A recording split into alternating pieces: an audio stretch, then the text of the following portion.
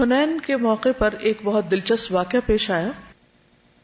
ایک اعرابی سے روایت ہے کہ حنین والے دن میں رسول اللہ صلی اللہ علیہ وسلم سے میں ٹکرایا. میرے پاؤں میں بھاری جوتی تھی. میں نے رسول اللہ صلی اللہ علیہ وسلم کے پاؤں کو رون دیا، یعنی اوپر آ گیا پاؤں کے پاؤں. آپ کے ہاتھ میں کوڑا تھا، آپ نے اس کے ساتھ مجھے چوکا دیا. انسٹنٹ ریاکشن ہوتا ہے. کہا بسم اللہ، تم نے مجھے تکلیف دی. اس نے کہا میں نے رات اپنے نفس کو ملامت کرتے ہوئے گزاری، اور میں نے ایسی رات گزاری جو اللہ ہی بہتر جانتا ہے. جب ہم نے صبح کی تو ایک آدمی کہہ رہا تھا کہ فلاں شخص کہاں ہے، یعنی میرا نام لے کے بلا رہا تھا. میں نے کہا اللہ کی قسم یہ وہی ہے جو مجھ سے کل ہوا، اسی کی مزید شامت. میں ڈرتا ہوا جا رہا تھا کہ رسول اللہ صلی اللہ علیہ وسلم نے مجھے کہا تم نے کل اپنے جوتے کے ساتھ میرے پاؤں کو روندا ہے اور مجھے تکلیف دی، اور میں نے کوڑے کے ساتھ تمہیں چوکا دیا تھا. یہ 80 گائیں ہیں، اس کوڑا لگانے کے بدلے لے لو. یہ 80 گائیں ہیں، اس کوڑا لگانے کے بدلے لے لو. اس سے کیا سیکھنے کو ملتا؟ انک لعلی خلق عظیم. اگر وہ پریشان تھا تو آپ کے دل میں بھی پریشانی رہی ہوگی، اسی لیے آپ نے صبح اس کو بلوا لیا اور اس کو 80 گائے دی. یہ واقعہ اسی موقع پر پیش آیا. ایک اور واقعہ صہیب رضی اللہ عنہ سے مروی ہے کہ غزوہ حنین کے موقع پر رسول اللہ صلی اللہ علیہ وسلم کے ہونٹ ہلتے رہتے تھے. یوں لگتا تھا کچھ پڑھ رہے ہیں، پڑھتے رہتے تھے کچھ. اس سے پہلے کبھی آپ نے ایسا نہیں کیا تھا. ہم نے کہا اے اللہ کے رسول، ہم نے آپ کو وہ کرتے دیکھا ہے جو اس سے پہلے آپ نے نہیں کیا. آپ اپنے ہونٹوں کو کیوں ہلا رہے ہیں؟ آپ نے فرمایا کہ پہلی امتوں میں ایک پیغمبر تھے، انہیں اپنی امت کی تعداد پر اطمینان اور خوشی ہوئی، اور ان کے منہ سے یہ جملہ نکل گیا کہ یہ لوگ کبھی شکست نہیں کھا سکتے.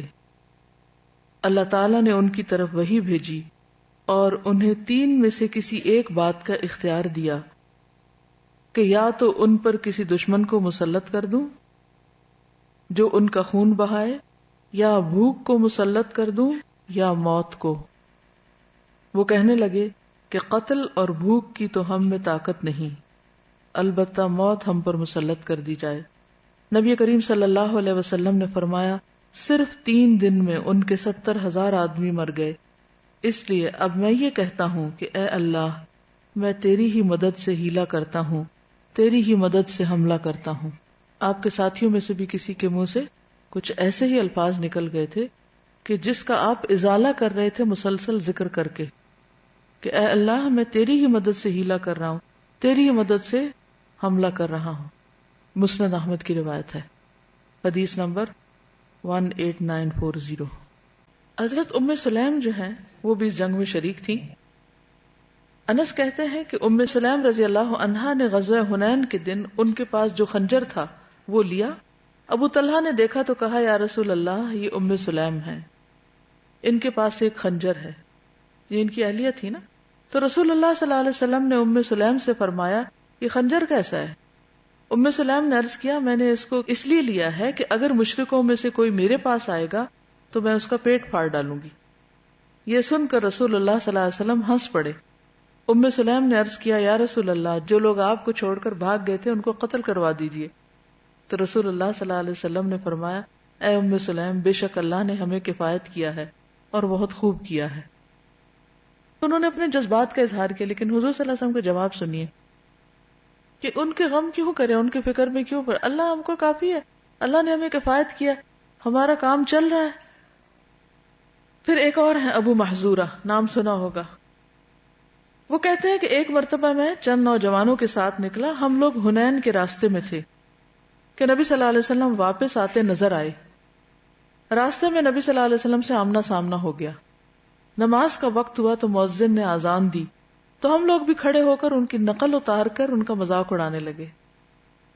نبی صلی اللہ علیہ وسلم نے فرمایا ان نوجوانوں کو پکڑ کر میرے پاس لاؤ، اور ہم سے فرمایا کہ تم میں سے کون اونچی آواز نکال رہا تھا. سب نے میری طرف اشارہ کر دیا، اور وہ اس میں سچے بھی تھے، صحیح کہہ رہے تھے. آپ صلی اللہ علیہ وسلم نے ان سب کو چھوڑ دیا اور مجھے روک لیا.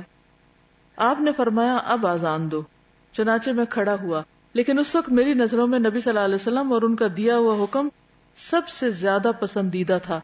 میں کھڑا ہوا، آپ نے خود مجھے اذان کے کلمات سکھائے اور فرمایا 2 مرتبہ اللہ اکبر کہنا، 2 مرتبہ اشہد ان لا الہ الا اللہ، 2 مرتبہ اشہد ان محمد الرسول اللہ کہنا، پھر دوبارہ یہی کلمات بلند آواز سے کہنا، یعنی ترجیع جس کو کہتے ہیں، 2 مرتبہ حی علی الصلاۃ اور حی علی الفلاح کہنا، 2 مرتبہ اللہ اکبر کہنا، پھر لا الہ الا اللہ کہنا۔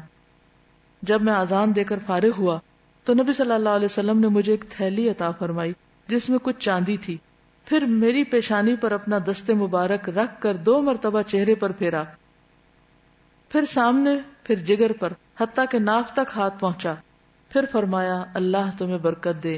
میں نے عرض کیا یا رسول اللہ، مجھے مکہ مکرمہ میں اذان کے لیے مقرر کر دیجئے۔ نبی صلی اللہ علیہ وسلم نے فرمایا میں اس کا حکم دیتا ہوں۔ اسی وقت ان کے دل سے نبی صلی اللہ علیہ وسلم کی نفرت دور ہو گئی اور اس کی جگہ محبت پیدا ہو گئی۔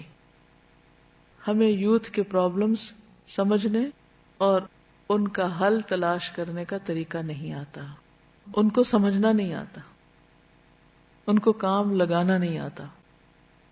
عبداللہ بن ابی ربیعہ کہتے ہیں نبی صلی اللہ علیہ وسلم نے غزوہ حنین کے موقع پر ان سے 30 یا 40 ہزار قرض لیا جانے سے پہلے۔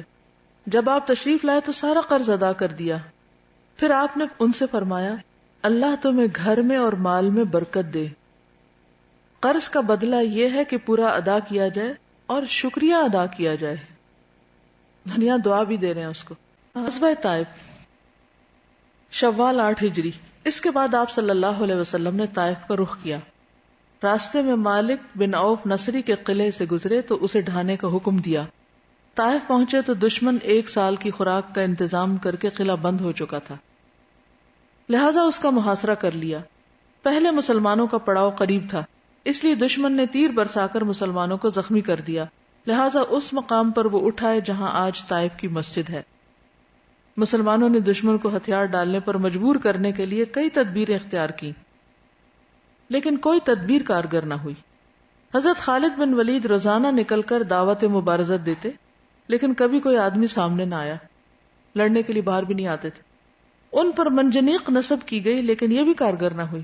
مسلمان جانبازوں کا ایک گروہ 2 ٹاپوں میں گھس کر نقب لگانے کے لیے قلعے کی دیوار تک پہنچا، لیکن دشمن نے ان پر لوہے کے جلتے ٹکڑے پھینکے، جس سے وہ واپسی پر مجبور ہو گیا اور دیوار میں نقب نہ لگا سکا۔ نقب کہتے سوراخ کو۔ ان کے کھجور اور انگور کے درخت کاٹے گئے، مگر انہوں نے اللہ اور قرابت کا واسطہ دیا تو چھوڑ دیے گئے۔ رسول اللہ صلی اللہ علیہ وسلم کے منادی نے اعلان کیا جو غلام قلعے سے اتر کر ہمارے پاس آ جائے وہ آزاد ہے۔ اس اعلان پر 23 غلام اتر آئے، انہی میں ابو بکرہ بھی تھے۔ وہ قلعے کی دیوار پر چڑھ کر ایک چرخی کی مدد سے جس کے ذریعے رہٹ سے پانی کھینچا جاتا ہے لٹک کر نیچے آ گئے، اس لیے رسول اللہ صلی اللہ علیہ وسلم نے ان کی کنیت ابو بکرہ رکھ دی۔ عربی میں چرخی کو بکرا کہتے ہیں، ہمارے والا بکرا نہیں دوسرے۔ غلاموں کا یہ فرار قلعے والوں کے لیے جان کاہ تھا، اب ان کے اپنے لوگوں نے چھوڑ کے جو نکلے تھے تو یہ ان کے لیے بڑا نقصان دہ تھا۔ محاصرے نے طول پکڑا اور فائدہ کچھ نہ ہوا، نو وے۔ چنانچہ محاصرے پر تقریباً 20 دن اور کہا جاتا ہے کہ پورا 1 مہینہ گزر گیا۔ لہذا رسول اللہ صلی اللہ علیہ وسلم نے نوفل بن معاویہ دہلی سے مشورہ کیا۔ انہوں نے کہا لومڑی اپنے بھٹ میں گھس گئی ہے، اگر آپ ڈٹ گئے تو پکڑ لیں گے، اگر چھوڑ بھی دیں گے تو یہ آپ کو کچھ بگاڑ نہیں سکتی۔ یہ سن کر آپ نے کوچ کا اعلان فرمایا کہ واپس چلتے ہیں۔ بعض لوگوں نے گزارش کی کہ آپ ان پر بددعا کر دیں۔ آپ صلی اللہ علیہ وسلم نے فرمایا منفی کو مثبت میں بدل دیا، اے اللہ ثقیف کو ہدایت دے اور انہیں مسلمان بنا کر لے آ۔ اس سے کیا پتہ چلتا ہے؟ بالکل، جب واپسی بہتر ہو، کسی چیز کو چھوڑ دینے کی بات درست لگے تو چھوڑ دینے میں بھی کوئی حرج نہیں۔ آپ صلی اللہ علیہ وسلم نے دشمنوں کو دوست کس طرح بنایا، تاریخ میں کوئی دوسرا شخص اس کا مقابلہ نہیں کر سکتا۔ کیا وجہ تھی؟ جو کوئی غلطی کرتا، قصور کرتا، آپ اس کو معاف کرنا جانتے تھے، عفو درگزر کے ذریعے۔ یعنی آپ کا یہ دعا کرنا کوئی معمولی بات نہیں تھی، یہ ان لوگوں کے لیے دعا تھی جن کی طرف سے کوئی خیر پہنچی نہیں کبھی۔ اور کیا دعا کہ اللہ ان کو ہدایت دے اور انہیں مسلمان بنا کے لے۔ اس سے پتہ چلتا ہے کہ آپ صلی اللہ علیہ وسلم کی ان ساری جنگوں کا بھی اصل مقصد کیا تھا؟ کہ لوگوں کو کسی بھی طرح، ایک ہوتا نا پیار سے سمجھانا اور پھر ایک ہوتا سختی سے کسی کے ساتھ معاملہ کرنا، لیکن مقصد دونوں میں ایک ہی ہوتا ہے، کیا؟ کہ وہ سیدھے رستے پہ آ جائے. اور یہی آپ کا کردار ہے. اسی سے آپ کے دشمن آپ کے دوست بن گئے، کیونکہ آپ سچی خیر خواہی کر رہے تھے. آپ صلی اللہ علیہ وسلم فرمایا کرتے تھے کہ میری زندگی کے سخت ترین دن طائف کے تھے. عمرہ جعرانہ ذی القعدہ 8 ہجری، مال غنیمت کی تقسیم سے فارغ ہو کر رسول اللہ صلی اللہ علیہ وسلم نے عمرے کا احرام باندھا. یہی عمرہ جعرانہ ہے. اور عمرے سے فارغ ہو کر مدینہ واپسی کی راہ لی، اور ذی القعدہ کے 6 دن یا 3 دن باقی تھے جب آپ صلی اللہ علیہ وسلم مدینہ پہنچ گئے. بنو تمیم کی تادیب اور ان کا قبول اسلام. محرم 9 ہجری، محرم 9 ہجری میں مدینے میں خبر پہنچی کہ بنو تمیم قبائل کو جزیہ نہ دینے پر رخصار رہے. رسول اللہ صلی اللہ علیہ وسلم نے عیینہ ابن حصن فزاری کی قیادت میں 50 سواروں کا ایک دستہ بھیجا. آپ دیکھیے کہ عیینہ جو ہے یہ ابھی تو مسلمان ہو رہے ہیں. انہوں نے صحرا میں حملہ کر کے ان کے 11 آدمی، 21 عورتیں اور بچے گرفتار کر لیے اور مدینہ لے آئے ان کو. یہ جو خوبی ہے آپ کی کہ آپ نے کبھی گرج نہیں رکھی، سب نے مال واپس کر دیا، عیینہ نے نہیں کیا. اب ہونا تو یہ چاہیے تھا کہ آپ عیینہ سے ایسا ناراض ہوتے کہ اس کے بعد انہیں کوئی کام نہ دیتے اور ان کو لٹکتا چھوڑ دیتے. اس کے بعد بنو تمیم کے 10 سردار آئے اور مقابلہ خطابت اور شاعری کی خواہش کی. چنانچہ ان کے خطیب عطارد بن حاجب نے خطبہ دیا جس کا جواب حضرت ثابت بن قیس نے دیا. پھر ان کے شاعر زبرخان بن بدر نے اشعار کہے. جواب میں حسان بن ثابت نے اپنے اشعار پیش کیے. انہوں نے اسلام کے خطیب اور شاعر کی فضیلت کا اعتراف کیا اور مسلمان ہو گئے. رسول اللہ صلی اللہ علیہ وسلم نے ان کے قیدی واپس کر دیے اور انہیں بہترین تحائف سے نوازا. یہاں آپ دیکھیے کہ صرف قیدی واپس نہیں کر رہے، تحائف ساتھ دے رہے ہیں. یہ بھی کتنے بڑے دل کی بات ہے نا. بنو طے کے فلس کا انہدام اور عدی بن حاتم کا قبول اسلام. ربیع الاول 9 ہجری میں رسول اللہ صلی اللہ علیہ وسلم نے حضرت علی بن ابو طالب کی سرکردگی میں 100 اونٹ اور 50 گھوڑوں سمیت 150 آدمیوں کا ایک دستہ بنو طے کا فلس نامی بت ڈھانے کے لیے روانہ کیا. حضرت علی کے ہاتھ میں کالا پرچم اور سفید جھنڈی تھی. سفید پرچم نہیں، کالا ہے. انہوں نے جود و کرم میں شہرت یافتہ حاتم تائی کے محلے پہ چھاپا مارا. اونٹ بکریاں ہاتھ آئیں، عورتوں اور بچوں کو قید کیا. قیدیوں میں حاتم تائی کی صاحبزادی صفانہ بھی تھی. وہ جب مدینہ لائی گئی تو رسول اللہ صلی اللہ علیہ وسلم نے انہیں از راہ احسان بلا فدیہ چھوڑ دیا اور ان کا اکرام کرتے ہوئے انہیں سواری بھی دی. وہ ملک شام گئیں جہاں ان کے بھائی عدی بن حاتم بھاگے ہوئے تھے. موصوفہ نے ان سے رسول اللہ صلی اللہ علیہ وسلم کے بارے میں کہا کہ آپ صلی اللہ علیہ وسلم نے ایسا کام کیا کہ تمہارا باپ بھی ویسا نہیں کر سکتا. حالانکہ حاتم تائی کی سخاوت جو ہے بہت مشہور ہے. کہا تمہارا باپ بھی نہیں کر سکتا تھا، لہذا ان کے پاس رغبت یا خوف کے ساتھ جاؤ. چنانچہ عدی کسی امان یا تحریر کے بغیر آ گئے اور جب رسول اللہ صلی اللہ علیہ وسلم سے گفتگو کی تو اسی وقت مسلمان ہو گئے. وہ رسول اللہ صلی اللہ علیہ وسلم کے پاس بیٹھے ہوئے تھے کہ ایک آدمی نے آ کر فاقے کی شکایت کی، پھر ایک دوسرے آدمی نے آ کر رہزنی کی شکایت کی. آپ صلی اللہ علیہ وسلم نے فرمایا عدی تم نے ہیرا دیکھا ہے؟ عراق کی طرف ہے. اگر تمہاری زندگی دراز ہوئی تو تم دیکھو گے کہ ہودج نشین عورت ہیرا سے چل کر آئے گی، خانہ کعبہ کا طواف کرے گی اور اسے اللہ کے سوا کسی کا خوف نہ ہوگا. ایک اور روایت میں آتا ہے کہ زیورات سے لدی ہوگی. تو اس وقت یہ دل میں کہتے ہیں کہ پھر وہ بنو طے کے جو چور لٹیرے ہیں وہ کہاں جائیں گے، ان کا کیا ہوگا. اور اگر تمہاری زندگی دراز ہوئی تو تم کسرا کے خزانے فتح کرو گے، اور اگر تمہاری زندگی دراز ہوئی تو تم دیکھو گے کہ آدمی ہتھیلی پر سونا چاندی لے کر نکلے گا اور ایسے آدمی کو تلاش کرے گا جو اسے قبول کرے، مگر کوئی قبول کرنے والا نہ ملے گا. حضرت عدی نے ہودج نشین اونٹ پر اکیلی بیٹھی ہوئی عورت کو دیکھا اور کسرا کے خزانے کی فتح میں وہ خود موجود تھے. بنو تمیم کی تادیب اور بنو طے کے بت کی تباہی 2 اہم واقع تھے جو فتح مکہ اور غزوہ حنین کے بعد پیش آئے. ان کے علاوہ اس دوران بعض چھوٹے چھوٹے واقعات بھی پیش آئے، لیکن مسلمانوں اور بت پرستوں میں جو محاذ آرائی چلی آ رہی تھی وہ فتح مکہ کے بعد عمومی طور پر ختم ہو گئی، اور قریب تھا کہ مسلمان جنگوں کی مشقت سے چھٹکارا پا جائیں. لیکن فتح مکہ سے تھوڑے ہی دن پہلے جو نئی بات پیش آئی وہ یہ تھی کہ شام میں موجود عیسائی قوت نے مسلمانوں کا رخ کر لیا تھا. نہ فتح مکہ کے بعد چین ہے، نہ غزوہ حنین کے بعد.